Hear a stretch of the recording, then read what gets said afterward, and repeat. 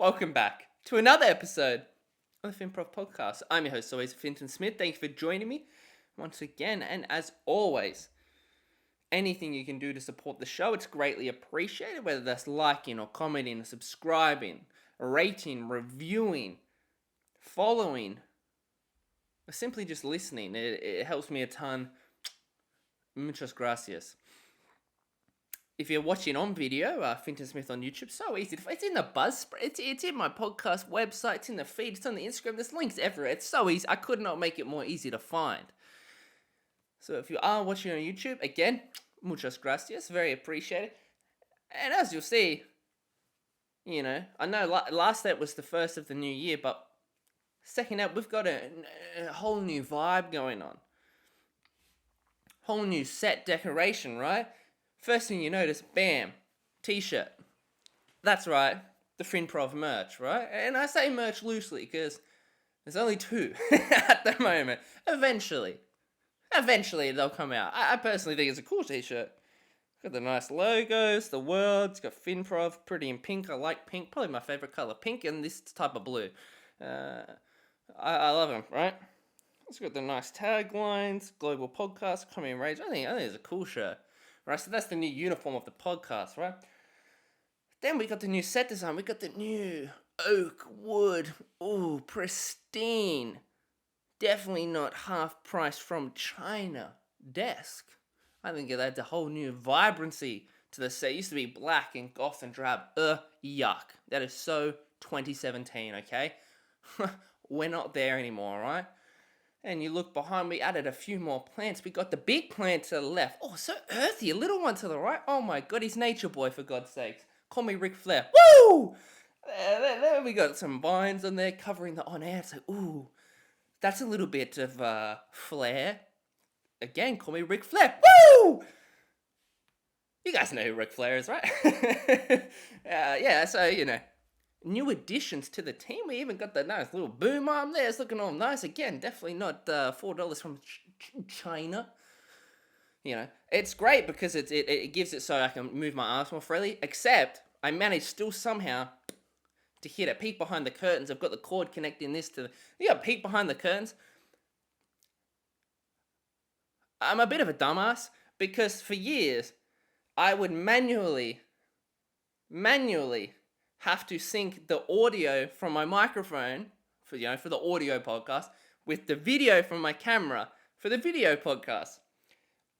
I would have to manually sync up the audio with the vision because the vision on the camera obviously wasn't that great. The audio on the camera, so I had to put the mic audio onto that, and very time consuming. It's not necessarily difficult, but it's very time consuming. Because then you got to account for all the times there's transitions, or there's, I stop and start, or I lose my train of thought. I'm full of bloody tangents, okay? I must be, am I in the citrus family? Because I'm a bloody tangentarine. Huh? Yeah. That was off the dome. So that's what I had to do. I always thought I'd have to get a new camera to get it so the audio would sync up on it. All I had to do was get a jack-to-jack connector, a cable with, a jack on both ends. That's literally all I had to do. That took me about 4 years to do, so maybe my ATAR does reflect more than just tests. Maybe it does reflect a little bit, a couple screws loose up there. The only problem, though, is when I got it, of course, if you've been watching, you would have noticed it was the white cord. It was the only one that had left. Now, Bob's your uncle. Turns out we had one all along. I just never knew where it was. Thanks, Mama and Papa. So now we got the black on black. You can't even see. It's bloody seamless. It is, though, connected right in front of my eyes. It's very confusing. There's a peek behind the curtains. I'm raw. I'm real. I like to have transparency. Because you're not a fan and you're not a listener. You're my friend. You're my friend. And friends be real with each other. So that's a peek behind the curtains. A peek behind a much larger curtain happened to me on the weekend. Went and watched the new Spider-Man. Now, of course, here at Finprov Productions, we operate on the no spoiler policy. So, no worries there. Nothing's going to be coming from this.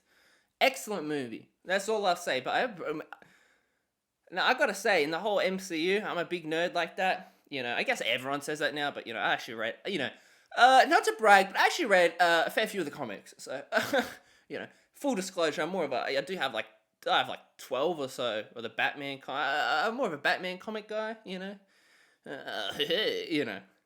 I was gonna do I thought about doing a Joker. That's what the I thought I was gonna do a bit of a Joker, but then it kind of morphed into a Penguin, and then I pulled out for once. So yeah, I guess I know I'm going another tangent. Again, everyone that rates and reviews the show, it's honestly, you don't even understand. I get giddy like a schoolgirl when I see I've got 8 downloads. So when I wake up in the morning, I go, holy smokes, it's 9 o'clock in the morning. I've already had 3 downloads. What a way to start the day. That's how excited I get, right? So second rate, I wish I could see who did them, but it's kind of fun, the anonymity, right? Because it makes it feel like it's someone you don't know, and I assume it is. Yeah, both have said I sort of stayed. This one, I read the first one last week. This one also said that I kind of am relatable. I talk about everyday struggles, the mundane of down earth, and it's full of tangents. You couldn't be more accurate. So now it's like I'm subconsciously feeding into it even more. But yeah, it's excellent. Anyway, in the MCU, right, my favorite was probably Ragnarok. That was always my favorite. Thor 3. I reckon No Way Home might have surpassed that. I thought it was excellent. So again, no spoilers. I thought it was excellent. Anyway, that's my first time at the cinemas in a long time. I think my last time at the cinemas was when Venom came out, like the first one. So when was that? Like 2018? It was 2018. It was a long time ago. Yeah. Oh, actually, no. No. It was 2019, right? So 2 years, either way. Man, something I did not miss about the cinema. Now, I got quite selective hearing, but I got very, very... I'm the type of person when I hear something, like when I hear a sound that I don't like, my brain does not let me focus on anything else. Like I cannot... Some people can sit there, and they just ignore it, and it doesn't touch the sides for them. I'm not like that. Right, I got a fish tank in my room. Now, when the filter sort of plays up and that starts making a lot of noise, drives me insane. Drives me insane. Call me Spider-Man, because it drives me up the walls. Up the bloody walls. I cannot stand it. It's all I can hear. I won't get any sleep. I'll piss myself in my sleep because I'm just hearing... I'm just hearing water all night. I hate it so much. I can't stop. Right? So that's my personality. I can't stop. Now you get the cinemas. Oh my goodness. I forgot. I truly forgot. I've been so used to binge watching stuff in the privacy and the luxury of my own home, my own bedroom, where I can gouge and whatever. I can sit there with a whole bowl of nachos if I want and watch movies. I can sit there with my Maltesers. It doesn't matter how loud I'm being, because it's just me. And I can put this as loud as I want. I can put it as far away as I want. I'm in control. At the cinemas, you're not in control. And oh my goodness, I forgot how freaking loud everyone becomes when they're rustling through their thing. And the people wait, oh my god, they wait to rustle through their Maltesers at the climax of the movie. You're at an important scene, it's heartfelt, they're about to kiss, they're about to cry, they're about to do whatever, and you're just hearing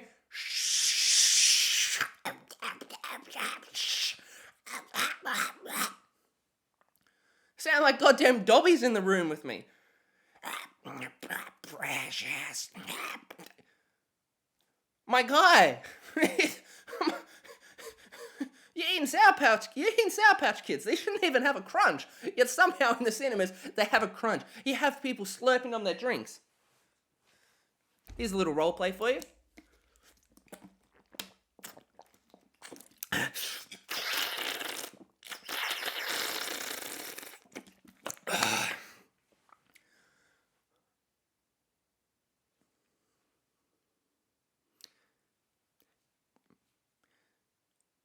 I understand we all need fluid, but can you hydrate a little bit lower, please?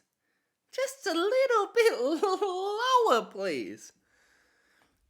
That was my experience. I almost thought, I was actually quite proud of myself because the first 20 minutes, I was about to kill someone. I was about to get up and leave. Jump the rail, hope no one's under me because I'm leaving. And I stuck through it. Oh, and then you get the kids. Oh my God, please don't bring your little kids to the movies. Oh my God, leave them alone. Leave them at home. Get a sitter. I don't want to hear a little baby crying. Oh, I don't want to do it. Then my worst, it reminded me of the time when I was at camp in America as a camp counselor. We went to the cinemas. We watched the new Lion King, right? The remake. Me personally, again, don't need to get into it. I do not enjoy just live action remakes of old classics. I don't understand what the point is. I get the point, of course, and if you do it right, it can be great, but rarely they do it right. And the Lion King, oh my, I remember in that trip, everyone was losing their mind, losing their bloody marbles about the Lion King. Oh my God, it's like my favorite movie ever. Oh my God, that's my childhood. Oh, it's so romantic, and Simba, and he leaves, and then he becomes a man, and oh, he beats that nasty Scar.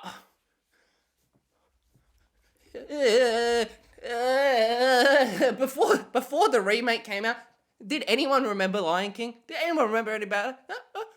Now, I remember when I was 5, I must have loved the bloody thing. I'm sure I did, because I was a human being, I was a little kid, I was a child. We all did, we all loved it. But geez Louise, you gotta pretend like it was your whole life? Like every single waking moment of your day, of your year, of your life, you've dedicated to Lion King, you've thought about it, you've dreamt about it, you've prayed about it, you slept about it, you've done everything about it. You eat, sleep, repeat. Lion King. No. No one did. Yet that was all I heard. All I heard the whole week. We knew we were going there. That's all I heard. But then when I'm telling them, just stop talking. When I tell them how it is, I say, you tell me something about the movie. You tell me, come on, tell me the main plot. Tell me who's the side character. What was the name of the two count? You know what I mean? Couldn't tell me a damn thing. Now, we watched the movie. Not very good. I didn't enjoy it personally. Part of the reason I didn't enjoy it is we had a whole busload of Brazilian children with us, right? Not to single them out, but Brazil, you left a nasty impression on me because these kids were a bunch of little rat bags. In a whole packed theater, they are shouting and yelling and talking and, oh my God, crunchy and slurping. Oh, I was like slumped over my seat crying because I'm the only one there telling them to shut up. Oh, I truly think kids are too protected nowadays. Not to get too controversial, but way too... People let children walk all over them. We're human beings. That's not how it works.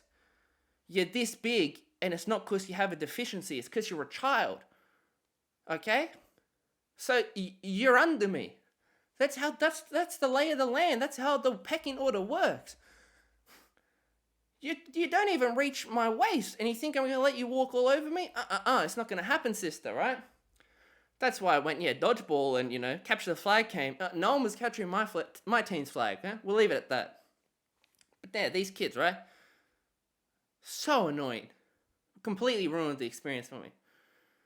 For that flip of the coin, we went a week later, we watched Toy Story 4, and I wasn't the one dealing with the kids that time. I sat next to the 90-year-old nurse. She cried on my shoulder. God, oh my God, I'm such a gentleman. I'm such a bloody gentleman. I can't remember her name though. But I hope you're doing well. She's no doubt a listener. Anyway, to circle back, the other nightmare you can have at the cinema, right? The whole ordeal with people being loud and the noises, and if you're wired like that, you're gonna have a horrible time, right? The other side of the coin, well, not other side of the coin, but the other aspect of the cinema that can be terrible is just the potential pain you have when someone's sitting in your seat. When someone's sitting in your seat, and you're looking around, and you're sort of, we were in there, and there was a guy. And he was sitting down, right? He was by himself. And then, we were in there pretty early. And this guy sits down and he's in the seat. And then a few minutes later, a group of 4 or so come in. They're like, oh, sorry, mate, you're in our seat. And then he's, I'd already told a story at dinner earlier about the time I was in his position, which I'll get into in a minute, right? But then he moves. He goes, oh, sorry, guys. I must have got the wrong aisle, whatever. So he sits in the aisle across from them. And you're going, Instantly, I'm going, he's a kindred spirit. He's a lost soul. We're a bird of a feather. I've been in your position, my friend. Don't do what you're about to do. Don't do what you're about to do. But he does. He sits down. few minutes pass, you can see the tension's gone down a little bit. He thinks he might be in the clear. It's pretty empty in there, right?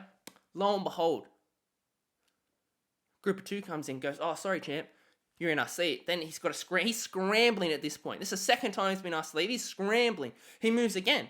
He sits somewhere else. A few minutes later, I'm almost reaching over to him. He's across from me now. I'm going, please don't do this to yourself. Do not do this to yourself, my friend. If you've truly snuck in, sit down at the front where definitely no one's going to sit. Don't do this to yourself. He does. I'm going, it's like watching the bloody Titanic go down. I'm going, if only you had have avoided the iceberg. You could have seen it. You could have done it. You could have done something, but he doesn't. He does it to himself, and lo and behold, someone asks him to move, and then he's sitting at the back. He's right in the middle of the back, and I'm going, this is a nightmare. This is a nightmare. What are you doing? I'm now anxious for the poor bloke, because he sits in the back, and then the back fills up. I didn't look back to confirm, but he must have been in the middle of two families. He must have been the only spare seat. And I just went, why'd you do that? That's the worst pain you can experience. When someone's sitting in your seat and you don't have the confidence and the kahunas, but to tell them, but really you shouldn't need any of that, because it's common courtesy, and it's a simple tap on the shoulder. But obviously some people don't take it like that, because they get all, defendant, they get defensive. And they go, oh, no, mate, I'm going to see. It's like, well, no, you can't bloody read, Mark. You can't read, all right? My goodness. Are we filming a Specsavers ad? Because, I know where you should have been. Then that happened to me once, right? Now, I was actually with my ex once, so maybe that's why we didn't work out, because we were both cowards. You can't both be cowards, all right? Because we get there, we was watching Finding Dory. Get there, someone's in our seat, going, uh-oh, I'm 17. These things haven't dropped. I've not got the skill set for this. Neither did she. So that's it, I'm looking at her, she's looking around going, this is recipe for disaster. Because, again, it's always when the cinema's kind of empty. So you're going, okay, you're hedging your bets. You're going, all right, I'll give them the benefit of the doubt. Because maybe someone's done it to them. I don't know. And it's always people that are older than you, right? So it's like, I don't want to tap a 50-year-old on the shoulder and go, hey, champ, you can't read a ticket correctly, So we sit down, just a few rows behind them. Of course, someone asks us to move and go, oh, sorry, mate. Then again, someone asks us to move. Oh my God. So now it's been twice, right? But the second time was the worst, because we actually moved right next to the people that were in our seat. Right next to them. Because I wanted them to feel the pain. I wanted them to sort of sit in their head and go, oh, they just been asked to move. They seen it. Now I'm sitting right next to them. They're G4 and 5, and now we're sitting in G6 and 7. I'm giving them a subtle side eye, like, I'm sort of holding the tickets out, kind of blatantly in front, going, oh, no, I think this might be our seat. Yeah, I think this is right. Lo and behold, someone asks us to move. I go, sorry, champion. Must have read the tickets wrong. So now, and you knew the people next to us knew that they were the cause of this. Because now everyone's looking at us. So we sat in the disabled seats right at the back and went, I'm shaking at this point. I can't enjoy the movie at all. Because I'm going, if someone taps me on the shoulder again, I'm out, I'm leaving, I'm running away. I'm pretending like I snuck in and I'm just ditching. So moral of the story is, you're in the right. Tell them to leave. If they're in your seat, tell them to leave, because you don't want to experience that. No one should go through that. And if the guy in the cinema, if you're listening, I understand. I understand more than you'll ever know. Another thing that it's one of those things that you're not quite sure. Like, you just don't get it, right? When people sit in someone else's seat, for me, I just don't get it. Because they make it quite simple how to read the ticket. It's actually not that difficult. You've got signs. You've got workers that can help you. You've got other people around you. All you got to do is look on the floor, see a letter, then find your number. Usually you got a few to the right and more to the left, or vice versa, right? You just read. If you can read, you shouldn't have too much trouble, right? Something that people seem to have an awful lot of trouble, right? When it's on things like one-way streets or on crossing when you're a walker and they're in a car, and that's right away, right? You're driving. It's a one-way street, or it's not a one-way street, but for example, there might be a barrier shut and people have to get in front of you to let them pass, or it's a tough driveway and you got to let people pass, right? Situations like that where you've stopped. You've clearly stopped because you're reading the situation, okay? You've stopped. It happened literally yesterday at the time of record. And what had happened was we were at the park. And there's a barrier, and one side was shut and the other wasn't. So to get in, you got to go through the same one. Now, we can see the play, we can see the play happening a mile away. So we stop, 20 or 30 meters from the edge of the thing and go, you come on. We're clearly stopped. Now the other car, all they have to do is go, this person's clearly stopped for us. They've clearly stopped. They're giving us the right of way. Now we go, give them a wave. No one gets hurt.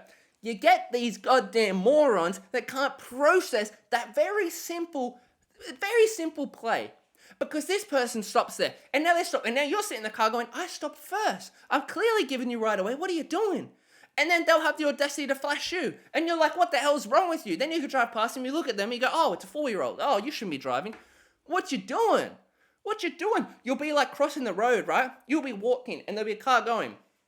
And you've stopped. You've clearly stopped. You've stopped in the middle of the road. You've stopped. You're looking at them. You've stopped. You've given them the signal to go. And then they'll sit there and flash you. And you're just looking like, I was giving you the right of way first. What? It's like, then you question, were they just not paying attention at all? Do they have to be the big dog? Do they have to be the generous one? I don't understand that. Little man syndrome. Is that what we're dealing with here? Because you're sitting there confused, because then what happens 1,000% of the time is now you both walk out at the same time. So I've stopped in the middle of the road. I've waved you on. Then 10 seconds later, 2 seconds later, he's now flashed me on. Now I'm going, okay, when I step in front of the road, are you going to kill me? Because every single time that it ever happens, that car will then go. And now you both stop there. Now you stop in front of the car and you're looking, I waved you first. And there's a moral of the story. Just pay attention. Just pay attention. Just pay attention. Something that I need to start paying a little bit less attention to, though. Now, let me know if anyone else goes through this. It can't just be me, right? At night, the old skincare routine. You wouldn't tell, but I actually put a lot of effort into it.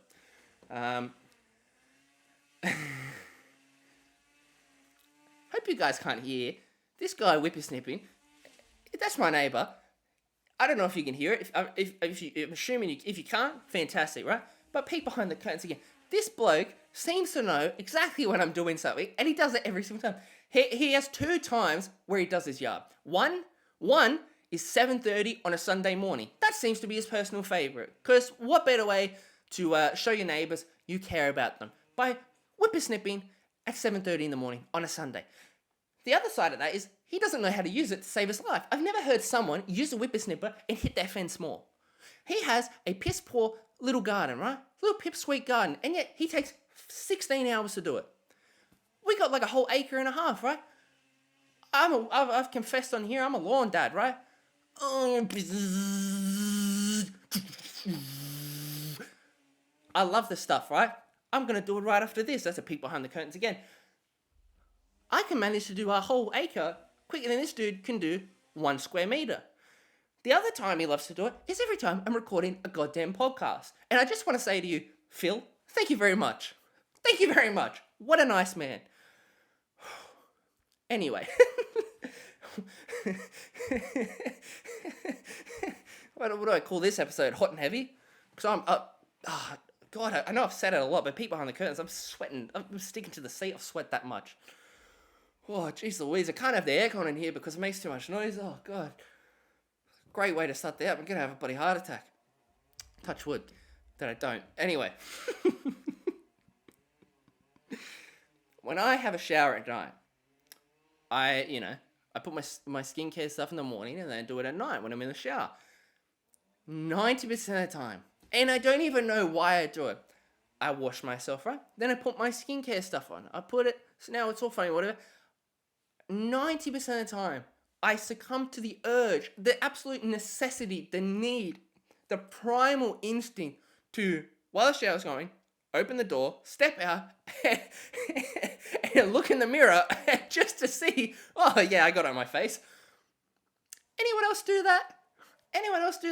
And it's like, I understand that it's on my face because I have nerves and feelings and I'm quite connected because, it's been 22 years. I've kind of got a good system going. So and I do it every single night. So when I put the cream on, I've got a pretty good idea. Oh yeah, I've covered my face because I've actually felt my face. I cannot not step out, look in the mirror and go, oh yeah, I've done it. I've got it all. Sort of admire it for 20 seconds, go, oh yep, that works. And then wash it off. Anyone else do that? It cannot just be me that has to do it. I have to do it. I wish I could. I can't not avoid it. I can't. Another sort of toilet related thing that really had me thinking yesterday. Now it's not something that I do. It's actually something I've never done. I've done it once or twice, I think, and it really ruined the vibe for me. Full disclosure, that might be my happy place. I love it in there. I just sit, I play my iPad, I just do everything. Love the place. Really love it, right? If you live alone, you poop with the door open.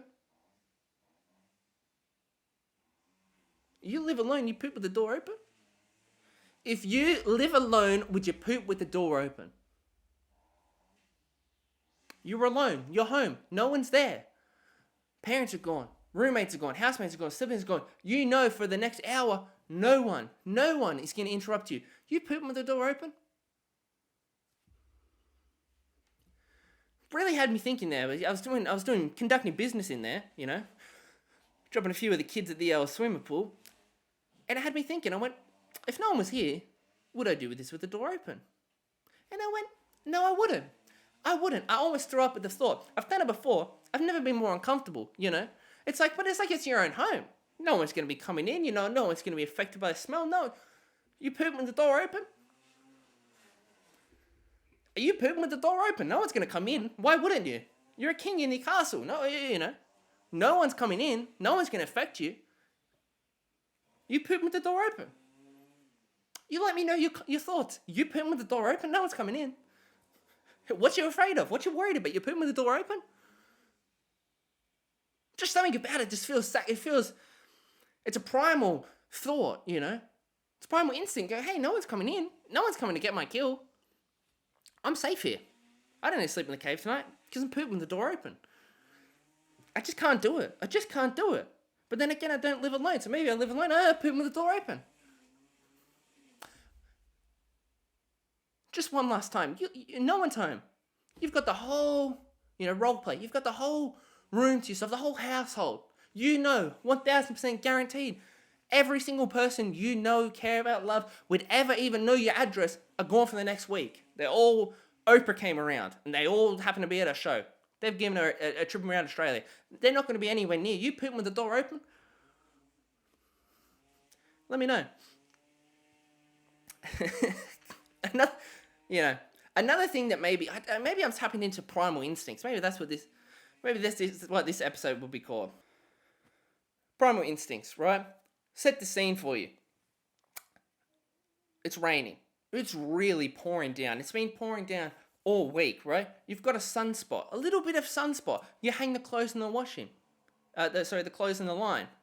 But it might rain, so it's just a few towels. It's a few of the dog towels, a few of the old towels.